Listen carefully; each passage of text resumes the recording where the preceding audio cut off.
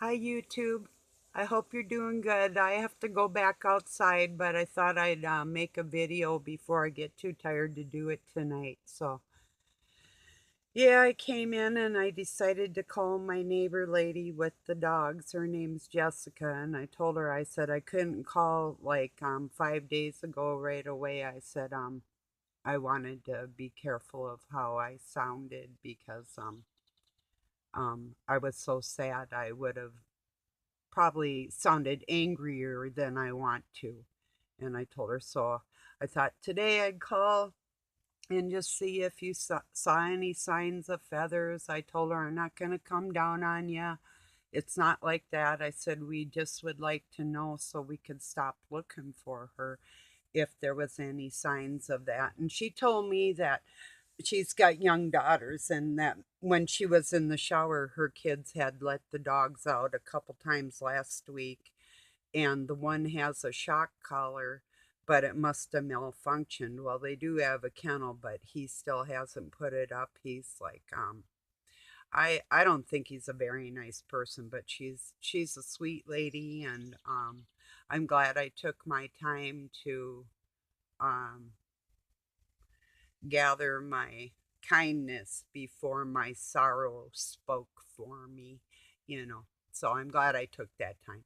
Then I explained to her about how one of my dogs got shot right down by the creek, that people around here, and Doug had a dog shot a long time ago when he first moved in here, and that and my son had a dog shot, and people shoot animals around here because we have livestock and we don't want them to die. And I told her, and then he woke me up, and the dog did, when I had chased him away the day before. And then the following day, my chicken was missing. I told her, now I realize that there's all kinds of animals on that creek bottom that will take her out. But, what I didn't say is she doesn't go out of the yard. And then I asked her if I said, you don't happen to have a big orange cat, do you? And she said, no. And I was like, oh, yeah, I said, I just want to know if you see any signs of the feathers around or signs that your dogs did it. Like I told her twice, I'm not going to come down on you. We just want to know. And then I told her how much money we had into that chicken coop. It just so happened that we had hardwood, but $500 is a lot of money for a chicken coop, And I told her I never even wanted a chicken. It came into our yard, and I had told her that before when we had talked to her before last year about her dogs being in the yard. And Doug went up there, and her husband got mad with Doug, and he's like, well, I got a kennel and I'm going to build it. And Doug's like, well, then you better get busy, you know. And I told her today, I said, I keep my dog home.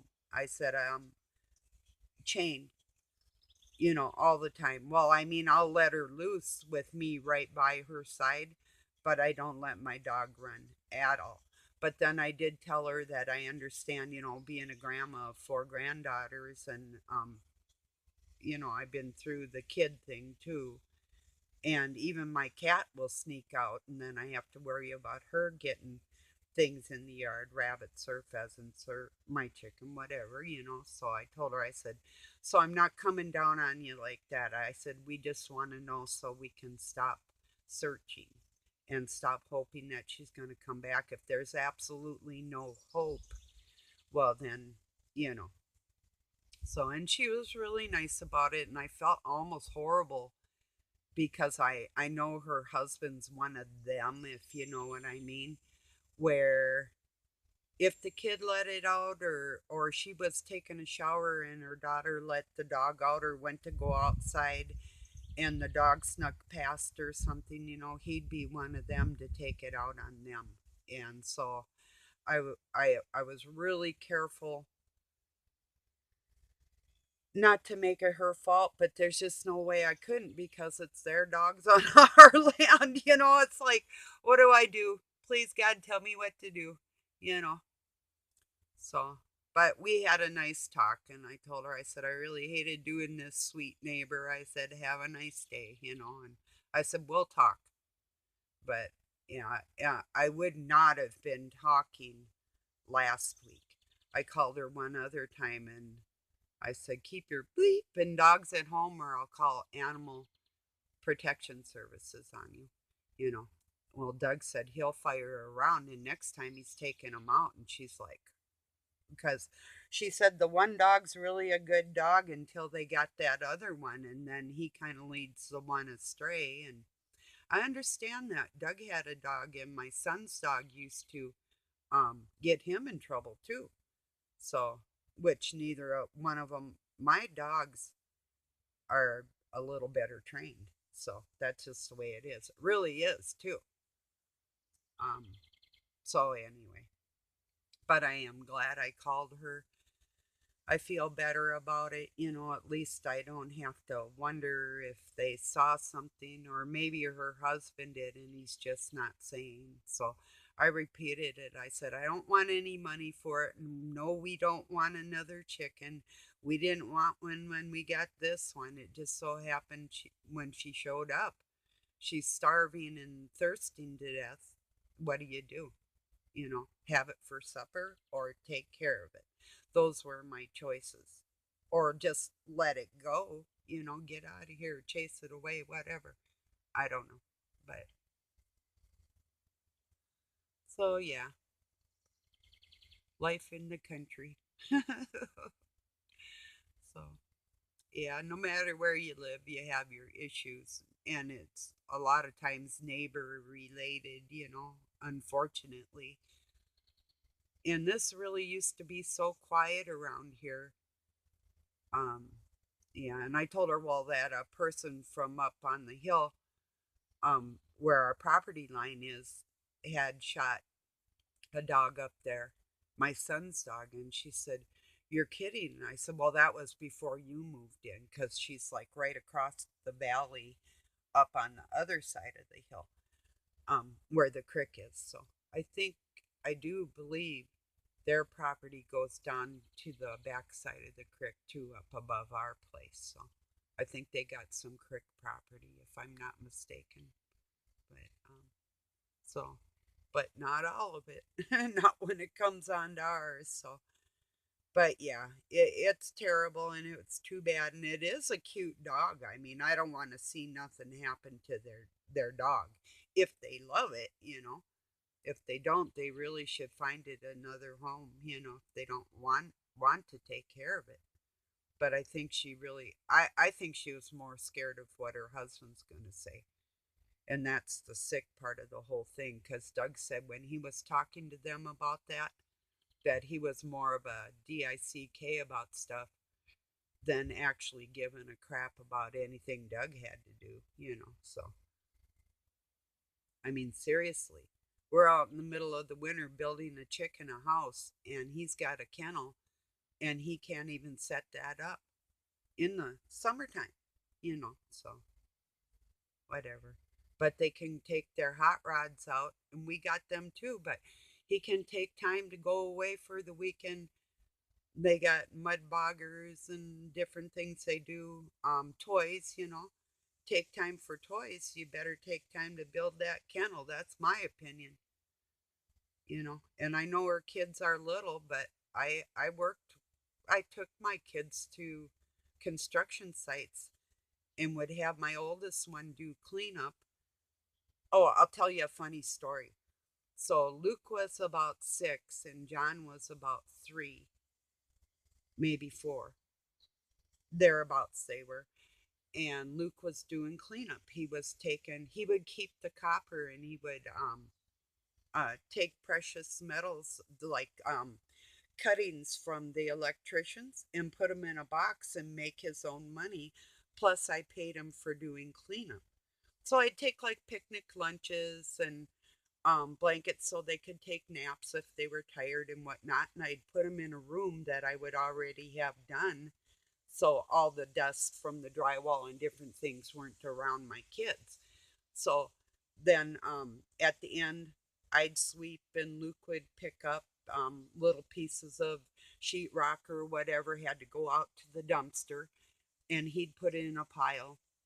And then one day Luke was working and I was working I had just got through doing a little closet because I was really good at getting underneath the stairs and in little cubbyhole places that guys would have trouble getting things done in there because usually their fingers and all that is a little bit bigger. So, but anyway, so that was kind of plus taping and sanding, and but I did do the drywall too, like the lids and the walls and all that. I mean, all kinds of this construction from the ground up. I've tamped footings and um, everything. I've done everything. So up to the roofs and concrete. I mean, I'm talking everything. Well, okay, but anyway, during this drywall business, um, so Luke and I were working, and Zach, their father, was in another room. He was doing something, and I heard tap, tap, tap, tap, tap, tap, tap. And I thought, what?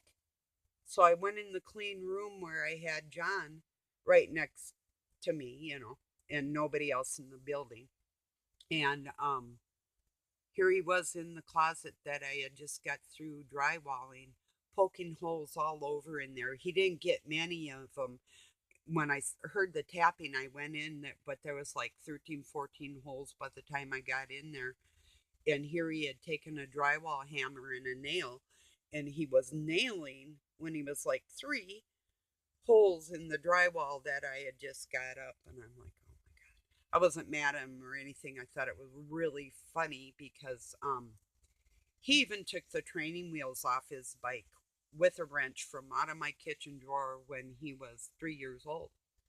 So, and he was changing tires with my assistants when he was 9.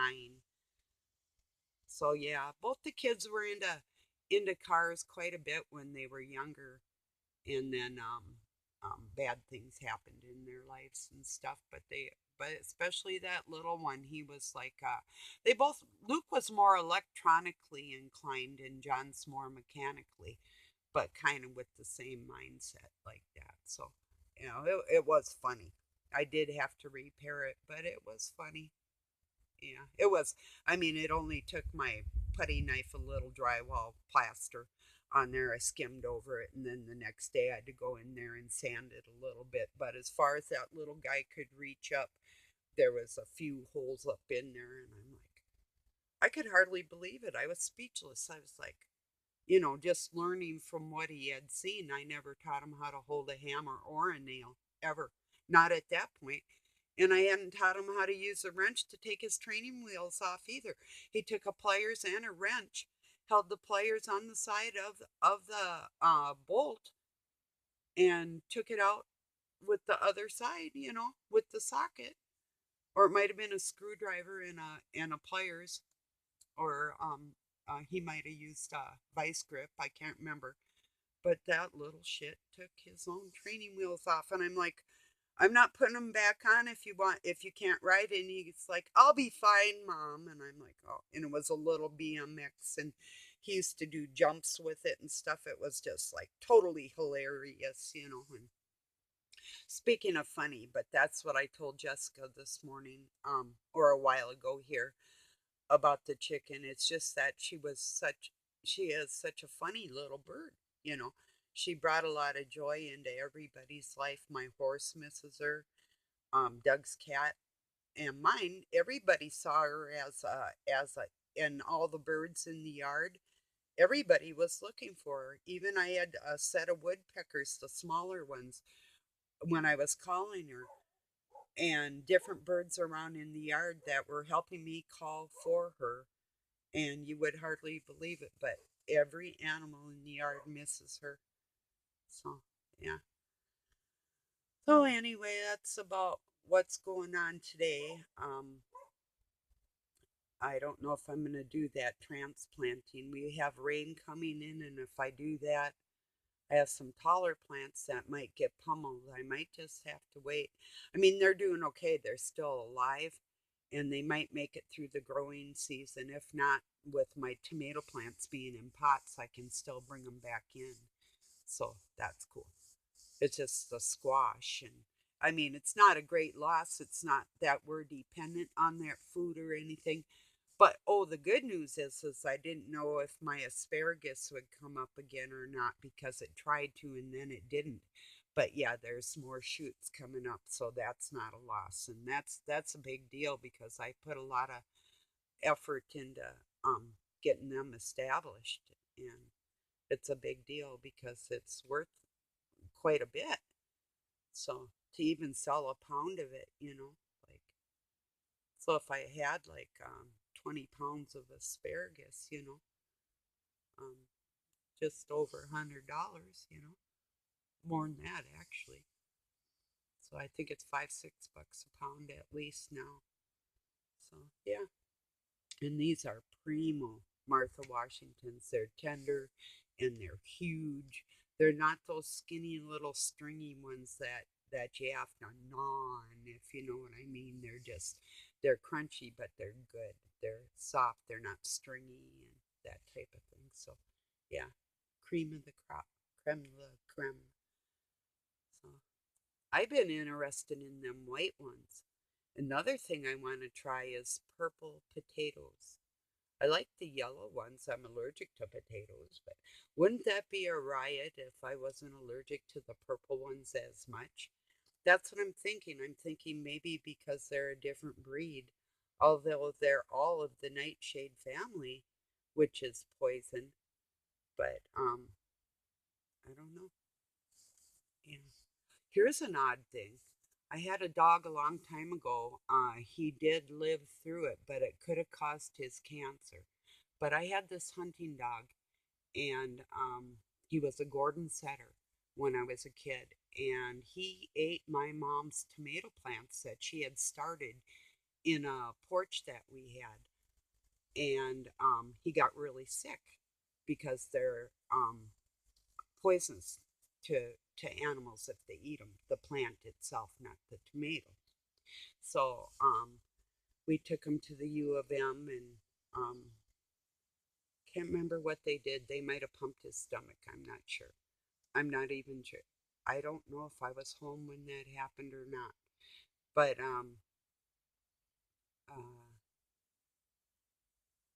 anyway, he did live through it. But I found out that tomato plants are deadly to a dog, the plant itself. Then the poor dog was in our yard and a truck come running through our yard because it was kind of a horseshoe driveway, hit my dog in the hip and knocked it out of place, broke it.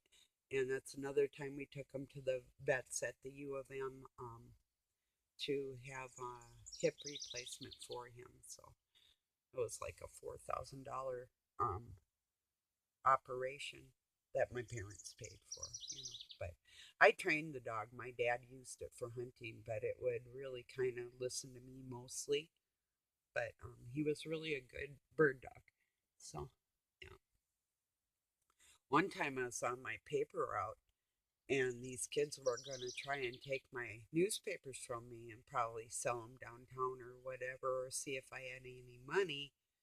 And I yelled, Corky, and a dog come and he had vicious yellow eyes, and he come with part of his chain was a log chain with links, inch links hanging. There was like 13 or 12 or 13 links. He snapped that chain and come. He had that chain hanging on his neck, and he's like, "Ee," and his eyes were glowing yellow.